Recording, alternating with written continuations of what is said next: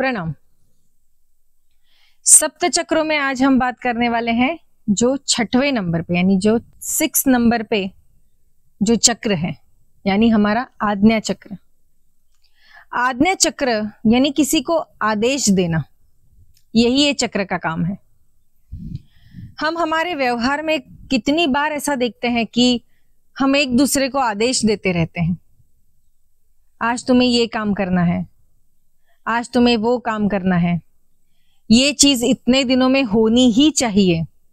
ऐसे जैसे हम अट्टहास करके दूसरों को बोलते हैं, जिसे हम कहते हैं आदेश देना।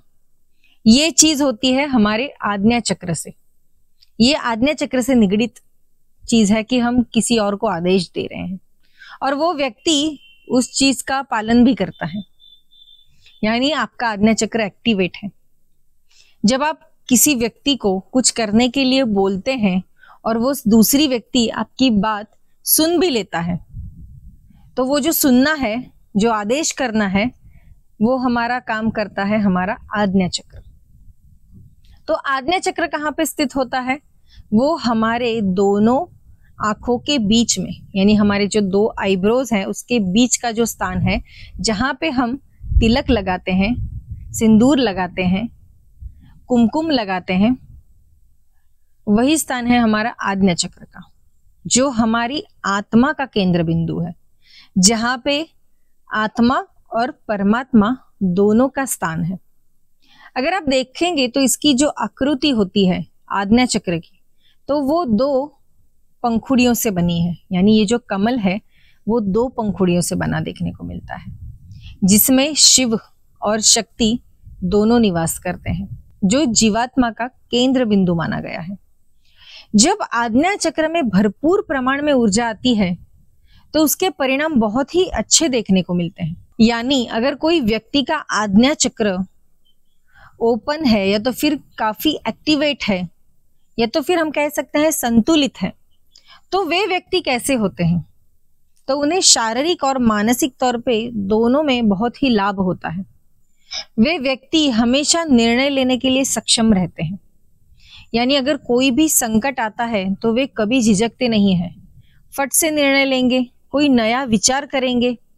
अगर कोई किसी संकट में फंस भी गया है तो अपने सूझबूझ से कोई अच्छा सुझाव देके वो व्यक्ति को वहां से निकाल लेंगे। दूसरा होता है कि वे बहुत ही अच्छे से व्यापार कर सकते हैं, बिजनेस कर सकते हैं, नई नई चीजों पे अच्छे से काम करते हुए देखने को मिलते हैं ये लोग। ये कभी डरते नहीं हैं, मानो डर ये शब्द ही इन्हें पता नहीं होता है। डर अपने आप में खत्म हो चुका होता है। वे पूरी निडरता से अपने जीवन को व्यतीत करते हैं और अंदर ही अंदर एक अनुभूति लेते हैं परमानंद की। इतने आनंदी होते हैं ये लोग।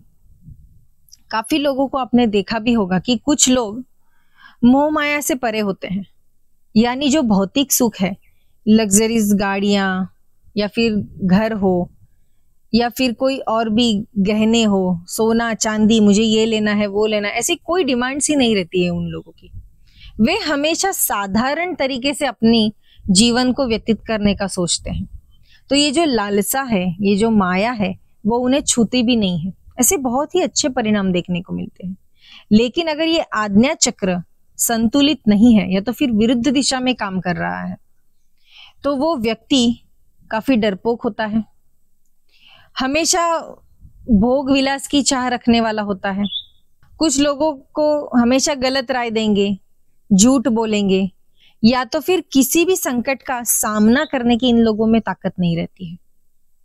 तो ऐसे काफी चीजें उन्हें प्रभावित करती है। दूसरा, इनको मस्तिष्क के रिलेटेड भी कुछ प्रॉब्लम्स हो सकते हैं, गले के, कान के, नाक के, ऐसे बहुत सारे उनको कुछ बीमारियां भी लग जाती है अगर उनका आज्ञा चक्र ठीक नहीं है। अगर ऐसी कुछ बीमारियां हमें लग भी जाती है तो हमारा जो मस्तिष्क है, हमारा जो आज्ञा चक्र है, वो इतना पावरफुल होना चाहिए कि अगर हमारे शरीर में कोई भी बीमारी आती है तो वो उसे ठीक कर सके। जी हाँ, ये संभव है। कुछ लोग बोलेंगे कि ऐसे कैसे हो सकता है, तो ऐसे नहीं है। ये जो आज्ञा चक्र है वो इतना पावरफुल होता है जो कि हमारे दिमाग को जोड़ने की ताकत ये चक्र में है। तो अगर हमारे शरीर में अगर कोई बीमारी भी हो जाती है तो ये आज्ञा चक्र की अगर हम साधना करते हैं तो उससे कई सारे रोगों पे हम मात दे सकते हैं। तो ये आज्ञा चक्र का बीज मंत्र कौन सा है? तो जो कि इसकी देवता शिव और पार्वती है, यानी शिव और शक्ति है, तो इसका बीज मंत्र भी ओम है। तो जितना आप ज्यादा ओंकार करेंगे या फिर ओंकार नाद लगाएंगे या तो फिर ओंकार की साधना जितनी ज्यादा आप बढ़ाएंगे उतना आपका आज्ञा चक्र एक्टिवेट रहता है। मैंने अपने एक वीडियो में बताया भी है, ओंकार के ऊपर मैंने एक वीडियो किया था, तो उसमें ओंकार कैसे लगाना है, उकार, अकार और मकार, ये कैसे हमें इसका उच्चारण करना है, ये आप वीडियो में देख ही सकते हैं। तो जितनी ज्यादा आप ओंकार की साधना करेंगे उतना आपका आज्ञा चक्र एक्टिवेट होगा। एक्टिवेट होना यानी क्या होता है? तो आप कोई भी कार्य बहुत ही अच्छी तरीके से कर सकते हैं, लोग आपकी सुनने लगते हैं, लोगों के प्रति आपका लगाव बढ़ने लगता है, परमात्मा की तरफ भी आप ज्यादा झुकने लगते हैं, आध्यात्मिक जो प्रगति होती है या तो फिर साधना मार्ग में अगर आप कुछ कार्य कर रहे हैं तो उसमें भी अच्छे से आपको सफलता मिल सकती है। तो ये जो चक्र है आज्ञा चक्र, ये बाकी जो चक्र है जैसे मूलाधार, स्वादिष्ठान, मणिपुर, अनाहत, विशुद्ध चक्र, इससे कई परे ये सिद्धि देने वाला चक्र है। यानी जिसका आज्ञा चक्र पूर्ण तरीके से काम कर रहा है या तो फिर हम कह सकते हैं कि जिसका पूर्ण तरीके से ये चक्र ओपन है, वो तो जैसे सत्पुरुष यानी सिद्ध पुरुष के जैसे ही देखने को मिलते हैं। कुछ लोगों को आपने देखा होगा कि जो भविष्य बताते हैं, तो वो भविष्य कैसे बताते हैं? तो उसमें भी आज्ञा चक्र काम करता है। आज्ञा चक्र संतुलित होने की वजह से कुछ भविष्य की बातें उन्हें दिख जाती है यानी वो आभास कर सकते हैं कि आगे क्या होने वाला है। तो ये भी एक सिद्धि ही है। काफी ज्योतिष जी को या गुरु जी को या फिर जो आध्यात्मिक गुरु हैं, जो गुरु की परंपरा से जुड़े हुए हैं, ऐसे लोगों को भी आपने देखा होगा कि वे भविष्य बताते हैं कि आगे जाके बेटा तुम्हारी चीज ऐसी होने वाली है या फिर तुम्हारे भविष्य में ये चीज होगी, तो ऐसे नहीं करना। तो ऐसी बहुत ही अच्छे से वो हमें सलाह दे सकते हैं क्योंकि उनका आज्ञा चक्र संतुलित है और आज्ञा चक्र उनका एक्टिवेट है।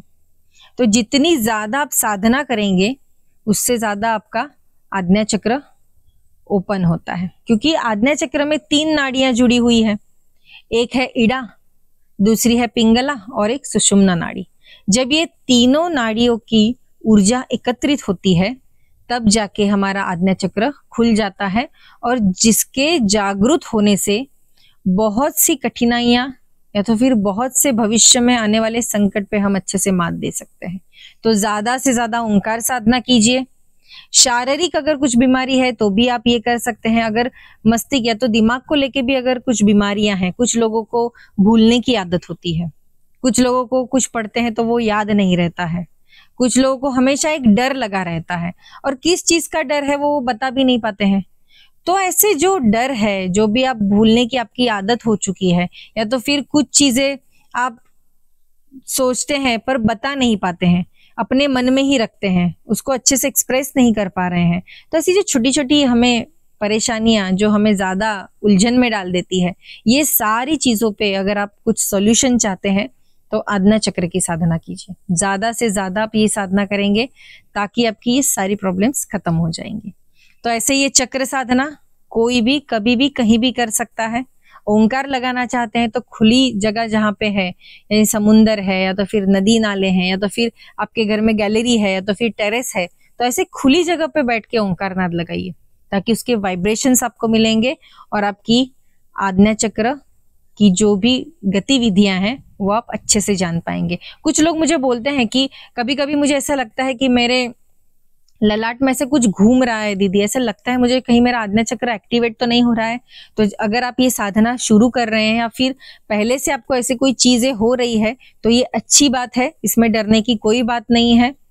यानी आपका आज्ञा चक्र कहीं ना कहीं धीरे धीरे एक्टिवेट हो रहा है। तो अगर ज्यादा साधना करेंगे तो वो अच्छी तरीके से काम करेगा और आपके सारे जो भी परेशानियां हैं वो खत्म हो जाएंगी।